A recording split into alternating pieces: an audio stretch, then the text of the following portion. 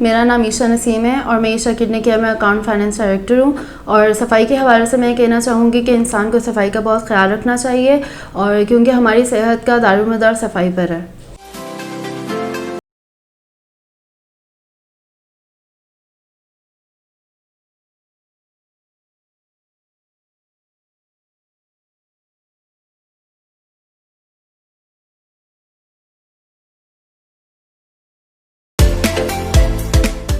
السلام علیکم، میرا نام ڈاکٹر نوید سرور ہے. میں نیفرولوجسٹ ہوں.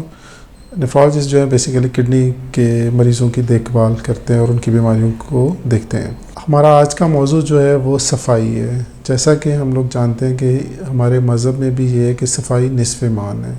صفائی کے ساتھ اور جو کافی مسئلے جو ہیں وہ ہم ان پہ قابو پا سکتے ہیں. جیسا کہ ہمارے ہاں صاف پینے کا پانی بھی موجود نہیں ہے. وہ بھی کیوں ہے؟ کیونکہ ہمارے ہاں چیزیں جو ہیں وہ ان کی طرف صفائی کی طرف توجہ نہیں دی جاتی.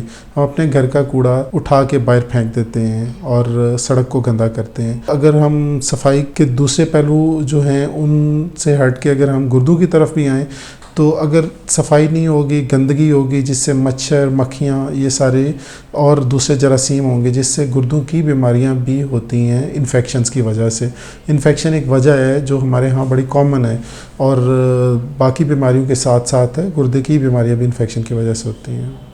تو میرا خیال ہے کہ ہمیں صفائی کا خیال رکھنا چاہیے. بہت شکریہ. Thank you so much.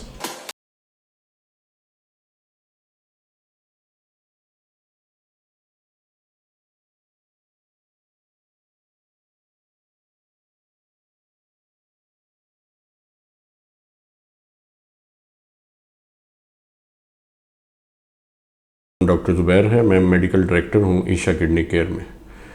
Aisha kidney care میں ہم کڈنیز کے جو پیشنٹ ہیں جن کے کڈنیز فیل ہوئے ہوتے ہیں ان کا علاج کرتے ہیں. تو کڈنی جسم کا ایسا حصہ ہے جو جسم کو کلین کرتا ہے.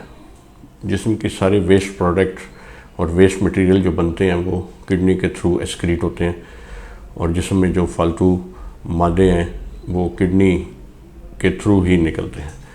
تو کڈنی جیسے انسانی جسم کے لیے کلیننس بہت ضروری ہے، ویسے ایک انوائرمنٹ کے لیے یا ایک ملک کے لیے یا ایک کمیونٹی کے لیے کلیننس بہت ضروری ہے. میرے خیال میں پاکستان کی کلیننس کے لیے ہمیں انڈیویجولی بہت زیادہ محنت کرنے کی ضرورت ہے. اگر ہم انڈیویجولی اس پہ محنت کریں گے اور ہر بندہ اپنے آپ کو صاف رکھے گا، پہلے اپنے آپ سے سٹارٹ لیں گے ہم کہ اپنے آپ کو صاف رکھیں، ہاتھ دھوئیں کھانا کھانے سے پہلے، اپنے کپڑوں کو صاف رکھیں، اور اس کے بعد آپ اپنے آپ سے پھر آپ نکل کے اپنے گھر کی طرف آتے ہیں. آپ کا گھر صاف ستھرا ہونا چاہیے.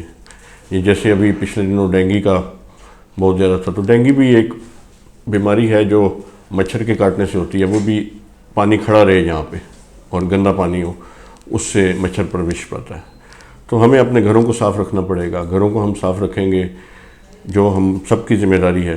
اس کے بعد گھر کے بعد آپ کا محلہ آتا ہے، آپ کا ایریا آتا ہے. آپ اپنے ایریے کو صاف رکھیں، اور اس کے بعد ایریے سے بڑھ کے پھر آپ سٹی اینڈ دین کنٹری.